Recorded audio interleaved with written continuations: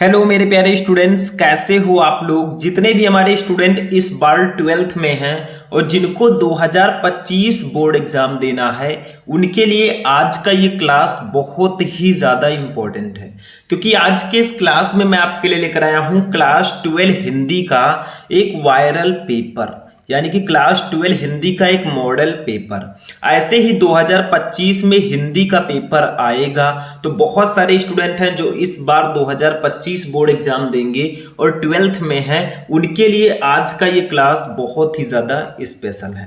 क्योंकि आपके हिंदी का जो पेपर है वो 100 नंबर का आता है, और अगर आप इस वीडियो को शुरू से लेकर लास्ट तक देखेंगे तो आपको जो आपका हिंदी का पेपर होता है वो कैसा आता है, किस प्रकार के क्वेश्चन आते हैं, सब कुछ पता चल जाएगा। क्योंकि हमारा टारगेट है इस बार हिंदी में 100 में 100 लाने का। ठीक है, बहुत सारे स्टूडेंट कहेंगे सर 100 में 100 कि 95 96। देखो, हमेशा अपना टारगेट ऊपर रखो, जो भी आएगा उसको रख लेंगे। ठीक है, तो पूरे पेपर को मैं सॉल्यूशन के साथ बताऊंगा। ये जो हिंदी का पेपर है ये एक वायरल पेपर है। पूरे साल में मैं इस पेपर को एक ही बार देता हूं और इस पेपर को सॉल्व करके बहुत सारे स्टूडेंट 95 94 99 तक लेकर आए हैं। तो देखिए, क्लास 12 हिंदी, ठीक है, 2025 आपका यहाँ पे पेपर कोड लिखा रहेगा, इधर रोल नंबर, इधर नाम। भैया ये तो लिखना ही होगा, ठीक है, अपनी पहचान। समय तो 3 घंटे 15 मिनट ही रहेगा। आप सोचे 3 घंटे 20 मिनट मिल जाए, ऐसा नहीं हो सकता। पूर्णांक आपका 100 नंबर का रहेगा। पूरे पेपर को मैं सॉल्व कराऊंगा, बस इस वीडियो को शुरू से लेकर लास्ट तक देखना, और वीडियो को लाइक आप लोग कर देना, चैनल को भी सब्सक्राइब कर देना। ठीक है, कमेंट में और कोई पेपर चाहिए वो भी बताना। निर्देश, प्रारंभ के 15 मिनट परीक्षार्थियों को प्रश्न पत्र पढ़ने के लिए निर्धारित है। ठीक, अब सबसे पहले आपको ये पता होना चाहिए कि आपके हिंदी का पेपर 2 खंड में होता है, खंड का और खंड खा। खंड का 50 नंबर का, खंड खा भी 50 नंबर का, दोनों मिलाकर 100 नंबर का पेपर होता है। ठीक है, खंड का पहले हम लोग डिस्कस करेंगे। खंड का में सबसे पहले हिंदी के बहुविकल्पीय प्रश्न होते हैं, 10 नंबर के पूरे 10 क्वेश्चन। देखो, फर्स्ट का है, रानी केतकी की कहानी के लेखक कौन है। देखो, ये हिंदी गद्य साहित्य का क्वेश्चन होगा। रानी केतकी की कहानी के लेखक कौन है भैया, तो इंसा अल्लाह खां जी हैं। मैं आपको सिर्फ आंसर बताते हुए चलूंगा, क्योंकि पूरे 100 नंबर का पेपर हमें सॉल्व करना है, मैं ये ऑप्शंस नहीं पढ़ूंगा। ठीक है, रानी केतकी की कहानी के लेखक हैं इंसा अल्लाह खां। खा, आवारा मसीहा नामक जीवनी विधा के लेखक है। मतलब आवारा मसीहा जो है ये जीवनी विधा की रचना है, और इसके लेखक कौन है बताइए जल्दी से। जिसको पता है कमेंट करके बता देना। ठीक है, सेकंड इसका राइट आंसर होगा विष्णु प्रभाकर। आवारा मसीहा के लेखक विष्णु प्रभाकर जी हैं। ठीक है, गा वाला देखो, हिंदी एकांकी का जनक किसे माना जाता है बताइए। हिंदी एकांकी का जनक किसको माना जाता है, तो डॉक्टर रामकुमार वर्मा जी को हिंदी एकांकी का जनक माना जाता है। घा, स्कंदगुप्त नाटक के लेखक कौन है, जल्दी से बताओ, कमेंट करो। आप लोग 12th में हो, स्कंदगुप्त नाटक के लेखक कौन है, हाई स्कूल में भी आपने पढ़ा था। इसका राइट आंसर होगा जयशंकर प्रसाद जी। देखो, स्कंदगुप्त, चंद्रगुप्त, अजातशत्रु, ये सब जो नाटक हैं इसके लेखक जयशंकर प्रसाद जी हैं। अंगा नंबर, आनंद कादम्बिनी पत्रिका के संपादक थे। आनंद कादम्बिनी पत्रिका के संपादक कौन थे, बद्री नारायण चौधरी प्रेम घन जी। सेकेंड ऑप्शन आपका राइट होगा। तो टोटल 5 क्वेश्चन थे हिंदी गद्य साहित्य से, 1-1 नंबर के 5 नंबर आपको मिलेगा। अभी बहुविकल्पीय प्रश्न फिनिश नहीं हुआ, अभी दूसरे क्वेश्चन में भी 5 क्वेश्चन रहेंगे हिंदी के बहुविकल्पीय प्रश्न, जो कि हिंदी पद्य साहित्य से होंगे। देखो, निम्नलिखित विनय पत्रिका किस भाषा पर आधारित कृति है। विनय पत्रिका जो रचना है ये किस भाषा में लिखा गया है, किस भाषा पर आधारित है, तो ये ब्रज भाषा है भैया। तो सेकंड ऑप्शन आपका राइट होगा। खा, निम्नलिखित कवियों में से छायावादी कवि हैं। इन कवियों में से छायावादी कवि कौन है भैया, तो जयशंकर प्रसाद जी छायावादी युग के कवि हैं। ये बिल्कुल ध्यान रखना, जयशंकर प्रसाद जी किस युग के हैं, छायावादी युग के। गा, देखो, सुमित्रा नंदन पंत को उनकी किस रचना पर ज्ञानपीठ पुरस्कार मिला बताइए। सुमित्रा नंदन पंत जी को उनकी किस रचना पर ज्ञानपीठ पुरस्कार दिया गया था, तो उनकी एक रचना है चिदंबरा, इसी रचना पर उनको ज्ञानपीठ पुरस्कार मिला था। देखो, अभी मैं आपको ज्यादा से ज्यादा क्वेश्चंस बता रहा हूं, 10 क्वेश्चन ही बता रहा हूं। हिंदी के बहुविकल्पीय प्रश्नों का मैं स्पेशल वीडियो भी आपको प्रोवाइड करा चुका हूं और आगे भी कराऊंगा। आप लोग सर्च करोगे यूट्यूब पर class 12 Hindi important objective question Shubham lecturer, आपको क्लासेस मिल जाएंगी, जाकर वहां से भी आपको प्रैक्टिस करना है। क्योंकि practice makes a man perfect, practice एक आदमी को परफेक्ट बनाती है। घा, कामायनी महाकाव्य में सर्गों की संख्या है। कामायनी महाकाव्य में कितने सर्ग हैं भैया? टोटल 15 सर्ग हैं। थर्ड ऑप्शन आपका राइट होगा। अंगा नंबर। छायावाद के प्रवर्तक माने जाते हैं। छायावाद के प्रवर्तक कौन माने जाते हैं? सबको पता होगा, जयशंकर प्रसाद जी छायावाद के प्रवर्तक माने जाते हैं। तो 5 नंबर का ये क्वेश्चन हो गया। टोटल मिलाकर 10 नंबर आपका बहुविकल्पीय प्रश्न होगा, जिसमें 10 नंबर हिंदी गद्य साहित्य के बहुविकल्पीय प्रश्न और 10 नंबर हिंदी पद्य साहित्य। ठीक है, अब आते हैं गद्यांश पर। तीसरा क्वेश्चन जो हमारा होगा ये महत्वपूर्ण गद्यांश से 10 नंबर का आता है। इसमें कुछ खास होता नहीं है, ध्यान से देखो जो मैं बता रहा हूं। देखो, का कई महीनों बाद आए थे। देखो, दिए गए गद्यांश पर आधारित निम्नलिखित प्रश्नों का उत्तर दीजिए। आपको एक गद्यांश दिया गया है, ठीक है, इतना बड़ा सा। इसके नीचे 5 क्वेश्चन है, 1 2 3 4 5, 2 नंबर के क्वेश्चन होंगे।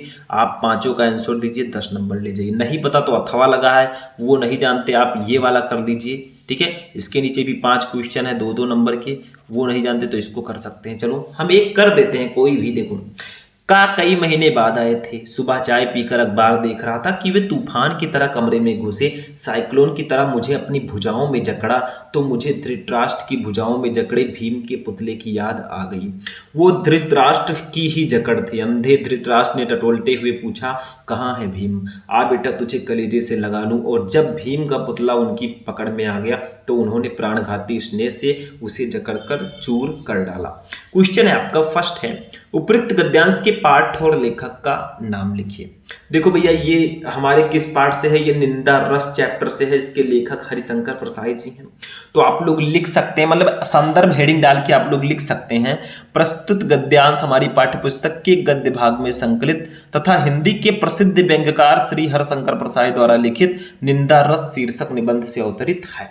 मतलब आपको 2 नंबर में लिखना है। आप चाहे तो डायरेक्टली पाठ का नाम निंदा रस, लेखक का नाम हरिशंकर प्रसाद भी डाल सकते हैं, कोई दिक्कत नहीं है। ठीक है, तो ऐसे आपको कर सकते हैं। बस इसी में सारा आंसर मिलेगा। जो भी 5 क्वेश्चन है सबका आंसर इसी में मिल जाएगा। बस आपको पहचानना आना चाहिए किस पाठ का है।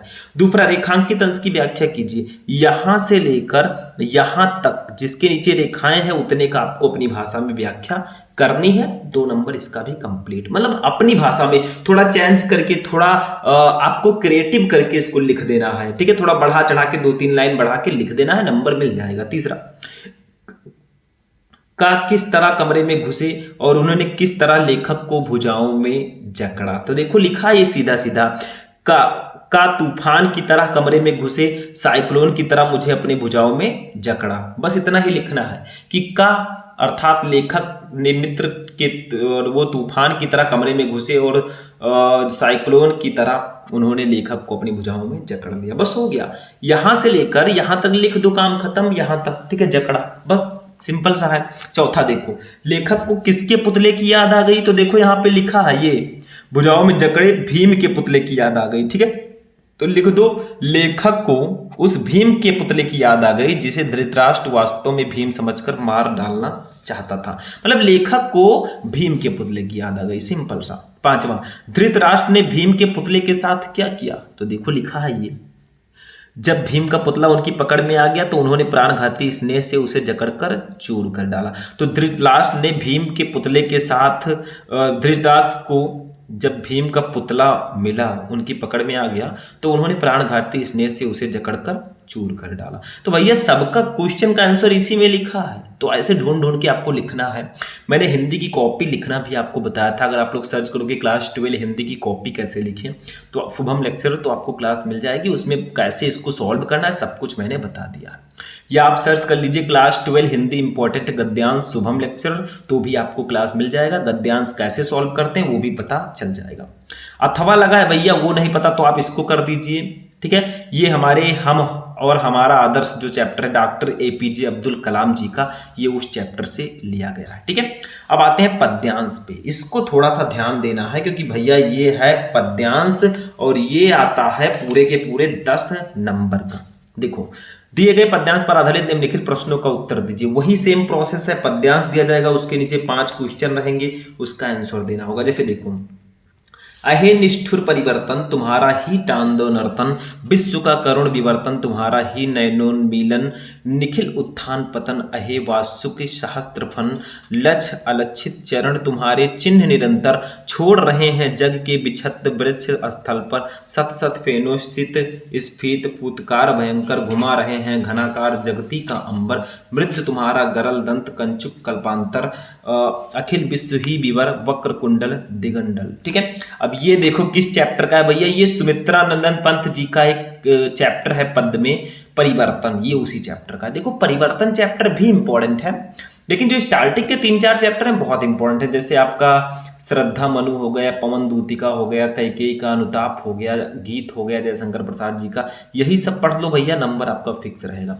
लेकिन ये थोड़ा सा पद्यांश टफ आपको लगेगा, ऐसा नहीं है कि यही आएगा, दूसरा भी आ सकता है, लेकिन थोड़ा सा मैं समझाने का प्रयास करता हूँ। ठीक है, देखो अहे निष्ठुर परिवर्तन, ठीक है, यानी कि प्रस्तुत पंक्ति में कवि कहता है कि हे निष्ठुर परिवर्तन तुम्हारा ही तांडव नर्तन, यानी कि जब तुम प्रलयकारी तांडव करते हो, विश्व का करुण विवर्तन, तो ऐसा लगता है तो उसके भंवर में फंसकर इस विश्व का करुण अंत हो जाता है। ठीक है, तुम्हारा ही नयनोन्मूलन, यानी कि वो कह रहे हैं इस संसार में जो उत्थान पतन होते हैं, ठीक है, निखिल उत्थान पतन, यानी कि तुम्हारा इस संसार में जो उत्थान पतन होते हैं, ठीक है, क्रांतियां होती हैं, वो मानो निखिल अहे वास्तुक सहस्त्रफन, मतलब वो कह रहे हैं कि जो भी उत्थान पतन होता है वो मानो तुम्हारे ही कारण होता है, तुम्हारे नेत्रों के खुलने और बंद होने के साथ ही होती है। ठीक है, तो ये थोड़ा सा मतलब आपको यहाँ पे चैप्टर्स को पढ़ना पड़ेगा आगे चलकर, तभी आप इसका आंसर दे पाएंगे। ठीक है, थोड़ा सा और है जो मैंने आपको दिखाया था,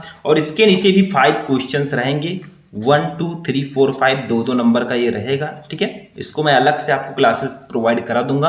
अगर आप लोग कहेंगे कमेंट में सर हमें पद्यांश पर वीडियो चाहिए, तो मैं क्लास 12 हिंदी इंपॉर्टेंट पद्यांश का भी वीडियो प्रोवाइड करा दूंगा। यहाँ पे पूरा पेपर हमें देखना है, हिंदी व्याकरण का मैं पूरा सॉल्यूशन भी दूंगा, तो आपको जल्दी जल्दी चलना है। ठीक है, तो ये आपका हो गया। अथवा लगाए वो नहीं पता है तो ये कर लो, आज की दुनिया विचित्र नवीन, प्रकृति पर सर्वत्र है विजय, पुरुष आसीन है बधे नर के करों में वारी, विद्युत भाप हुक्म पर चढ़ता उतरता है, पवन का ताप है नहीं बाकी कहीं व्यवधान, लांघ सकता सरित गिर सिंधु एक समान।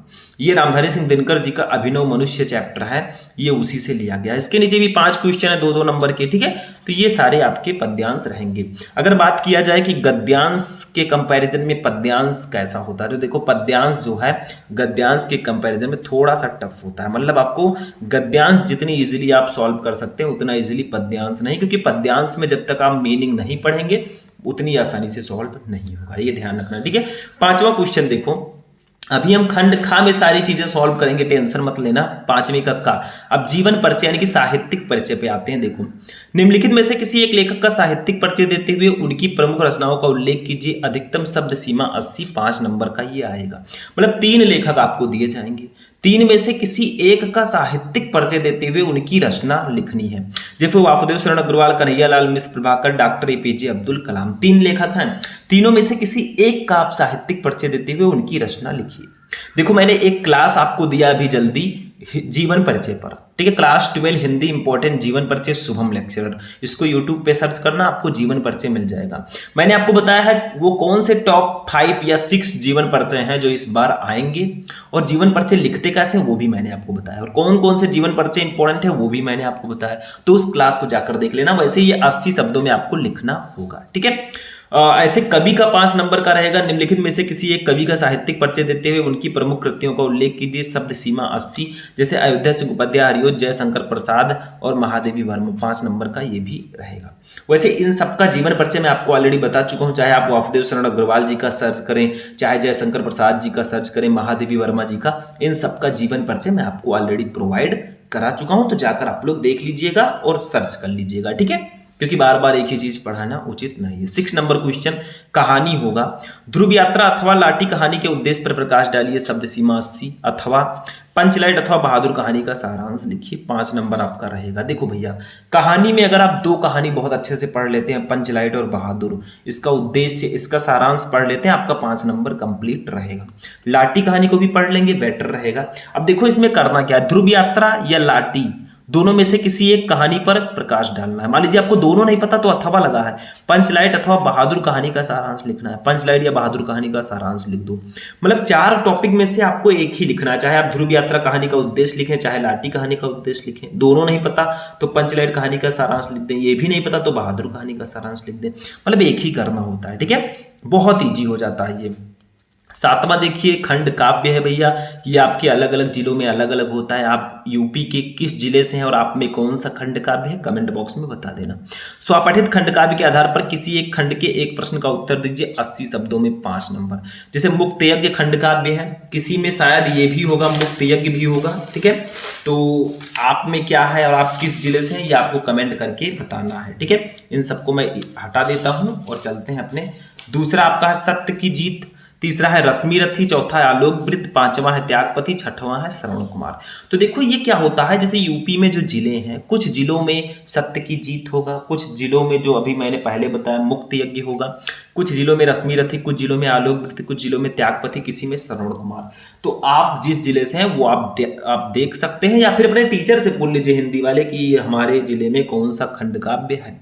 वैसे बुक में दिया रहता है कौन से जिले में कौन सा खंड काव्य पढ़ना है, और आप लोग कमेंट करना अपने जिले को, मैं उसको बता दूंगा। जैसे हम गोंडा से हैं तो हमारे यहाँ त्यागपति है, ठीक है। आगे बढ़ते हैं। तो ये जिला वाइज होता है, बाकी सारे टॉपिक सेम होते हैं, सिर्फ यही एक टॉपिक है जो जिला वाइज होता है।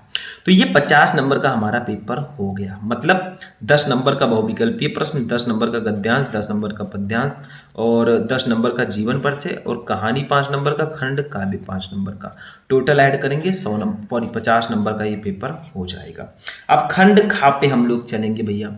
खंड खा में अगर देखा जाए तो सबसे पहले हिंदी संस्कृत का गद्यांश आता है। देखो 8वीं कक्षा दिए गए संस्कृत गद्यांशों में से किसी एक का ससंदर्भ हिंदी में अनुवाद कीजिए, 7 नंबर। मतलब ये आपको गद्यांश इतना बड़ा दिया गया है, ठीक है। इसका आपको संदर्भ के साथ हिंदी में अनुवाद करना है। संदर्भ में लिखना है कि ये किस पाठ से है। जैसे ये जातक कथा के उलूक जातकम से लिया गया, तीते प्रथम कल्पे जना एकाम विरूपम सौभाग्य प्राप्तम सर्व कार्य परिपूर्णम पुरुषम राजानुकुर्वन, ठीक है। तो ये हमारे जातक कथा में जो उलूक जातकम शीर्षक है ये उसी से लिया गया है, ठीक। तो पहले आप गद्यांश, पहले आप संदर्भ लिख दीजिएगा, फिर इसकी हिंदी में व्याख्या कर दीजिएगा।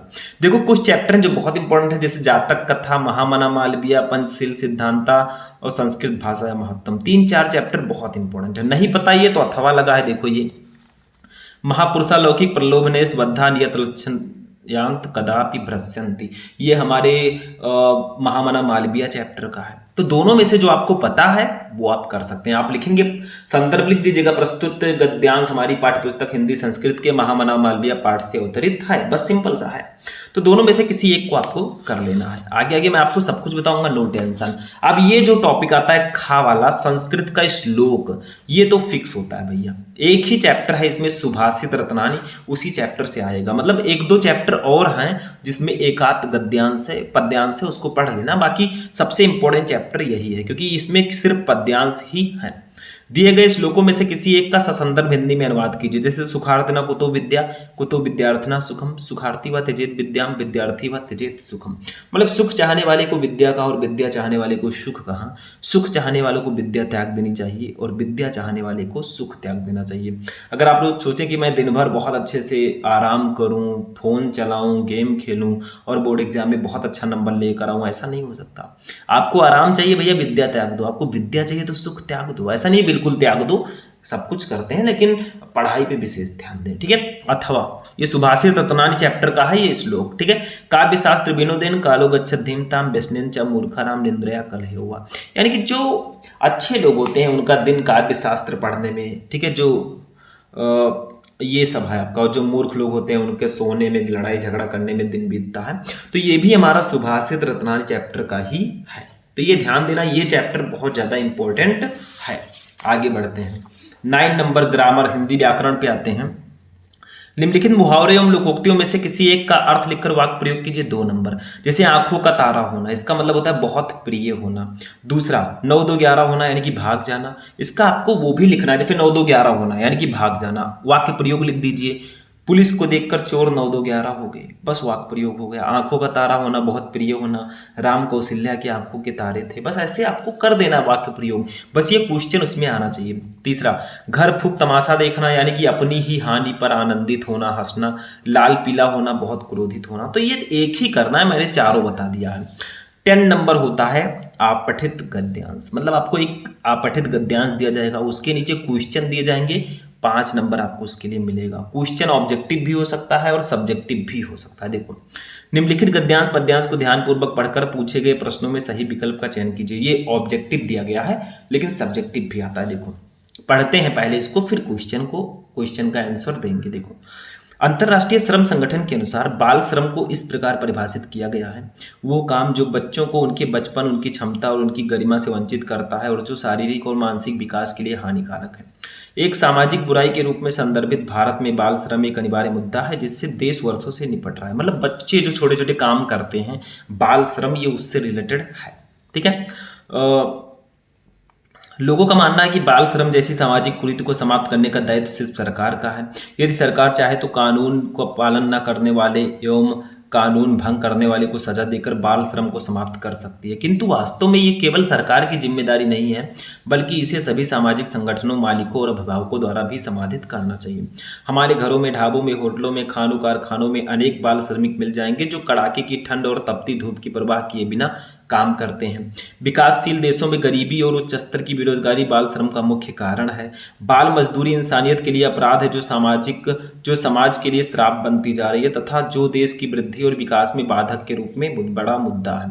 हमें सोचना होगा कि सभ्य समाज में यह अभिशाप क्यों मौजूद है। जिस उम्र में बच्चों को सही शिक्षा मिलनी चाहिए, खेल कूद के माध्यम से अपने मस्तिष्क का विकास करना चाहिए, उस उम्र में बच्चे से काम करवाने से बच्चों का शारीरिक, मानसिक, बौद्धिक और सामाजिक विकास रुक जाता है। शिक्षा का अधिकार मूल अधिकार होता है। शिक्षा से किसी भी बच्चे को वंचित रखना अपराध माना जाता है। आज आवश्यकता इस बात की है कि सरकारी स्तर से लेकर व्यक्तिगत स्तर पर सभी इससे के प्रति सजग रहें और बाल श्रम के कारण बच्चों का बचपन न छिन जाए, इसके लिए कुछ सार्थक पहल करें। आम आदमी को भी बाल मजदूरी के विषय में जागरूक होना चाहिए और अपने समाज में इसे होने से रोकना चाहिए। बाल श्रम को खत्म करना केवल सरकार का ही कर्तव्य नहीं है, हमारा भी कर्तव्य है कि हम इस अभियान में सरकार का पूरा साथ दें। देखिए का क्वेश्चन, अब ऑब्जेक्टिव क्वेश्चन है उसी से रिलेटेड। देखो, इतना बड़ा कोई जरूरी नहीं है कि गद्यांश दिया जाएगा, थोड़ा छोटा भी दिया जा सकता है और इसके नीचे सब्जेक्टिव क्वेश्चंस भी दिए जा सकते हैं। देखो, का गद्यांश के आधार पर बताइए कि बाल श्रम जैसी सामाजिक कुरीति को समाप्त करने के लिए लोगों की सोच कैसी है। फर्स्ट, बाल श्रम को समाप्त करना केवल समाज सेवी संस्थाओं का दायित्व है। सेकंड, ऐसे आप सेकंड कर दीजिएगा, ये सेकंड, ये थर्ड, ये फोर्थ। ठीक है। बाल श्रम को समाप्त करना केवल जनता का दायित्व है। थर्ड, बाल श्रम को समाप्त करना केवल सरकार का दायित्व है। फोर्थ, बाल श्रम को समाप्त करना केवल अभिभावकों का दायित्व है। तो भैया इसका थर्ड वाला सही होगा, बाल श्रम को समाप्त करना केवल सरकार का दायित्व है। मतलब लोग ऐसा सोचते हैं। देखो, बाल श्रम जैसी सामाजिक कुरीति को समाप्त करने के लिए लोगों की सोच है कि बाल श्रम को समाप्त करना केवल सरकार का दायित्व है, लेकिन ऐसा नहीं है। सरकार खुद चलकर उसको समाप्त करने नहीं आएगी, हम जैसे लोगों को खड़ा होना पड़ेगा। ठीक है, आगे बढ़ते हैं। घरों में, ढाबों में, होटलों में, खानों कारखानों में अनेक बाल श्रमिक को काम करता देख भी हम उदासीन क्यों बने रहते हैं? क्योंकि हम सिर्फ अपने बारे में ही सोचते हैं, हम जागरूक बनना नहीं चाहते, हम उनकी सहायता करना नहीं चाहते, हम संवेदना शून्य हो चुके हैं। बिल्कुल हम संवेदन शून्य हो चुके हैं, क्योंकि हम देखते हैं कि छोटे छोटे बच्चे काम कर रहे हैं होटल, कारखानों, ढाबों में, फिर भी हम उनके लिए कोई एक्शन नहीं लेते। गद्यांश के आधार पर बताइए कि बाल श्रम को रोकने के लिए सार्थक प्रयास क्यों किए जाने चाहिए। क्योंकि फर्स्ट है, बाल श्रम से के कारण बच्चों का बचपन छिन जाता है। सेकंड है, बाल श्रम के कारण वो जल्दी बड़े हो जाते हैं। थर्ड है, बाल श्रम के कारण बच्चों को घर पर ही रहना पड़ता है। फोर्थ है, बाल श्रम के कारण बच्चों को विद्यालय आना नहीं पड़ता। तो इसका राइट आंसर होगा, बाल श्रम के कारण बच्चों का बचपन छिन जाता है। जिस उम्र में उनको खेलना कूदना, मानसिक विकास करना चाहिए, उस उम्र में वो बाल श्रम करते हैं, कम मजदूरी करते हैं।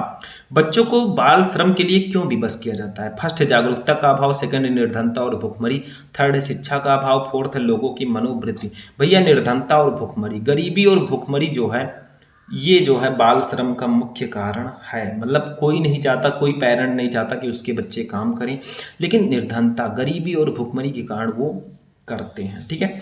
अंगा नंबर, बाल श्रम जैसी सामाजिक अभिशाप से देश को क्या नुकसान होता है? फर्स्ट है, बाल श्रम एक बच्चे के बचपन के सभी लाभों से दूर रखता है। लाखों बच्चों उचित शिक्षा से वंचित हो जाते हैं। थर्ड है, बच्चों का शारीरिक, मानसिक और सामाजिक विकास अवरुद्ध हो जाता है। फोर्थ है, बाल श्रम से देश का आने वाला कल अंधकार की ओर जाने लगता है। यही सही है। बाल श्रम अगर होगा तो आने वाला जो समय है, आने वाला जो देश है वो अंधकार की ओर जाने लगेगा, क्योंकि बच्चे ही भविष्य होते हैं। अथवा लगा है वो नहीं पता है तो आप इसको कर सकते हैं भैया, ये भी वही चीज़ है, सेम टू सेम। ठीक है, अगर मान लीजिए वो आपको नहीं पता है तो आप इस आपठित पद्यांश को कर सकते हैं। इसके नीचे भी काखा गाघा अंगा करके 5 क्वेश्चन रहेंगे। ठीक है, आते हैं नेक्स्ट टॉपिक 11 का। निम्नलिखित शब्द युग्मों का सही अर्थ चयन करके लिखो। भैया ये शब्द युग्म है, ठीक है, इसको ध्यान से समझना है। शब्द युग्म इसको बोलते हैं। जैसे फर्स्ट है पुरुष परुष, इसका सही अर्थ क्या होगा? जो पहले उसका अर्थ पहले होगा, जो बाद में उसका अर्थ बाद में। तो का है नर और नारी, खा है आदमी और फरसा, गा है पुरुष और पैसा, घा है आदमी और कठोर। तो इसका राइट आंसर होगा ऑप्शन नंबर घा, आदमी और कठोर। देखो पुरुष का मतलब होता है आदमी, परुष का मतलब कठोर, तो घा वाला ऑप्शन आपका सही होगा। जो पहले उसका अर्थ पहले, जो बाद में उसका अर्थ बाद में। दूसरा जलज जलद, इसका सही अर्थ क्या होगा? जलज और जलद, इसका सही अर्थ क्या होगा? का है कमल और बादल और कमल, खा है कमल और बादल, गा है कमल और तालाब, खा है तालाब और कमल। ठीक है, तो इसका राइट आंसर क्या होगा? जलज और जलद, कमल और बादल इसका सही आंसर होगा। जलज का मतलब कमल, जलद का मतलब बादल। बस हो गया। खा देखो, निम्नलिखित शब्दों में से किसी एक शब्द के 2 अर्थ लिखिए। इसको हम अनेकार्थी शब्द बोलते हैं। जैसे फर्स्ट है कर, कर को और किन नामों से जानते हैं? कर को हम टैक्स बोलते हैं, किरण बोलते हैं, कार्य बोलते हैं, हाथ बोलते हैं। ठीक है, कनक, कनक को हम सोना, धतूरा, गेहूं का आटा। अंबर, अंबर को हम वस्त्र, आकाश बोलते हैं। मतलब ऐसे आप लिख लीजिएगा, एक ही करना है, मैंने तीनों बता दिया। गा देखो, निम्नलिखित वाक्यांशों के लिए एक शब्द का चयन करके लिखिए। जैसे फर्स्ट है जिसकी सीमा ना हो, उसको हम लोग क्या बोलते हैं? जिसकी सीमा ना हो उसको असीम बोला जाता है। सिंपल सा है, जिसकी कोई सीमा ना हो वो असीम है। ठीक है, दूसरा जिसके शत्रु का जन्म ही ना हुआ हो उसे हम अजात शत्रु बोलते हैं। जिसके दुश्मन का जन्म ही ना हुआ हो उसे हम अजात शत्रु बोलते हैं, एक शब्द में। नेक्स्ट देखते हैं घा। निम्नलिखित में से किन्हीं 2 वाक्यों को शुद्ध करके लिखिए 2 नंबर। जैसे फर्स्ट है, ये वाक्य संशोधन है। फर्स्ट है मेरे को विद्यालय जाना है, नहीं, यहाँ पे रहेगा मुझे विद्यालय जाना है, मेरे को नहीं, मुझे विद्यालय जाना है। मेरे शब्दों पर ध्यान दीजिए। दूसरा है उनके अनेकों नाम है, अनेकों नहीं अनेक रहेगा, उनके अनेक नाम है। ठीक है, तीसरा वह दंड देने योग्य है, नहीं, वह दंड पाने योग्य है, देने की जगह पे पाने। चौथा, यहाँ शुद्ध गाय का दूध मिलता है, ये गलत है। यहाँ गाय का शुद्ध दूध मिलता है। देखो शुद्ध गाय नहीं है, दूध शुद्ध है, तो यहाँ गाय का शुद्ध दूध मिलता है। इस गाय को शुद्ध की जगह पर कर दीजिए, शुद्ध को का के बाद कर दीजिए, बस हो गया। ठीक है, बस यही छोटी छोटी गलतियां सही करके लिखना होता है। 2 ही सही करना था, मैंने चारों बता दिया। 12 का अब रस छंद अलंकार आता है। जैसे देखो हास्य रस अथवा शांत रस के अस्थायी भाव के साथ उनकी परिभाषा उदाहरण सहित लिखिए 2 नंबर। खा है रूपक अलंकार अथवा संदेह अलंकार का लक्षण उदाहरण सहित लिखिए 2 नंबर। गा है चौपाई अथवा दोहा छंद का लक्षण उदाहरण लिखिए 2 नंबर। ये रस है, ये अलंकार है, ये छंद है, यानी कि रस छंद अलंकार। देखो रस 2 नंबर, छंद 2 नंबर, अलंकार 2 नंबर, 6 नंबर का ये आता है। और मैंने एक वीडियो आपको दिया है, आप लोग यूट्यूब पे सर्च करना रस छंद अलंकार शुभम लेक्चरर, आपको वीडियो मिल जाएगा। मात्र 15 से 20 मिनट का वीडियो है। उसमें मैंने जितने भी रस हैं, जितने भी छंद हैं, जितने भी अलंकार हैं, सबको मैंने बताया है। 6 नंबर जाके कंप्लीट कर लो, सर्च करके देख लो। 13 नंबर ये पत्र है। अपने मोहल्ले में गंदगी की सफाई कराने हेतु नगर पालिका अध्यक्ष को एक शिकायती पत्र लिखो, 6 नंबर का रहेगा। नहीं पता तो अथवा लगा है।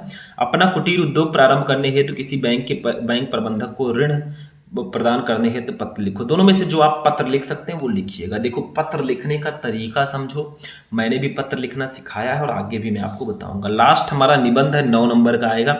निम्नलिखित विषयों में से किसी एक पर अपनी भाषा शैली में निबंध लिखो। जैसे मेरा प्रिय कवि, स्वच्छता अभियान की सामाजिक सार्थकता। 3rd है पर्यावरण प्रदूषण समस्या और समाधान। 4th है आतंकवाद समस्या और समाधान। 5th है भारतीय समाज में नारी का स्थान। देखो 5 में से किसी एक टॉपिक पर आपको निबंध लिखना है। निबंध में आपको हेडिंग पर बहुत ध्यान देना है। सबसे पहला हेडिंग प्रस्तावना, लास्ट में उपसंहार जरूर होना चाहिए, बीच में आप टॉपिक से रिलेटेड हेडिंग डालेंगे। निबंध पर भी मैंने एक क्लास आपको प्रोवाइड करा, आप लोग सर्च करना यूट्यूब पे, क्लास 12 हिंदी इंपॉर्टेंट निबंध निबंध शुभम लेक्चरर, आपको क्लास मिल जाएगा। उसमें मैंने निबंध कैसे लिखते हैं और कौन कौन से निबंध सबसे इंपॉर्टेंट है वो मैंने बता दिया, ठीक है। तो ये हमारा 50 नंबर का पेपर खंड खा भी हो गया।